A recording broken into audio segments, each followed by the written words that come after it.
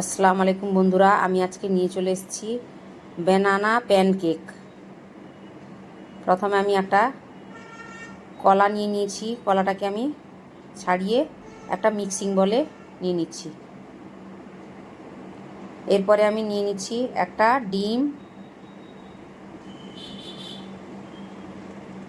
অবশ্যই রেসিপিটা ট্রাই করবেন, বাচ্চাদের টিফিনের জন্য কিন্তু এই রেসিপিটা খুবই ইজি এবং খুব তাড়াতাড়ি হয়ে যায় এবং খুব টেস্টিও হয়। তারপর নিয়ে নিচ্ছি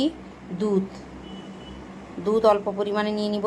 এরপর নিয়ে নিচ্ছি লবণ, তারপর নিয়ে নিচ্ছি ময়দা, এর সঙ্গে আপনারা আটাও অ্যাড করতে পারেন। এবারে মিশ্রণটা যে আমি মিক্সিতে নিয়েছিলাম, মিশ্রণটাকে আমি ময়দার মধ্যে ঢেলে দিয়ে একটা হ্যান্ড ব্লেন্ডার দিয়ে আমি ভালো করে মাখিয়ে নিচ্ছি। অবশ্যই রেসিপিটা ট্রাই করবেন, বাচ্চারা কিন্তু এই প্যানকেক খেতে খুব ভালোবাসে।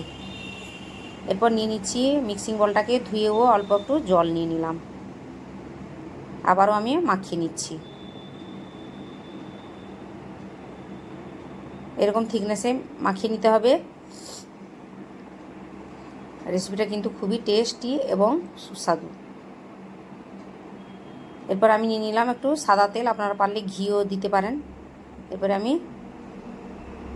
একটা চামচের উল্টো সাইড দিয়ে যেরকম ধোসাকে ঘুরিয়ে নেওয়া হয় এরকম ঘুরিয়ে নিয়েছি। আর ঢাকনা দিয়ে 1 থেকে 2 মিনিট রান্না করব। তারপরে আবারও আমি আর একটা পদ্ধতি দেখাচ্ছি।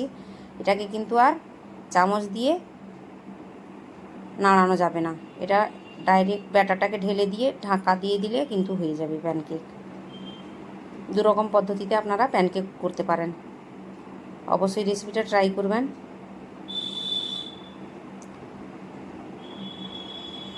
এটা কিন্তু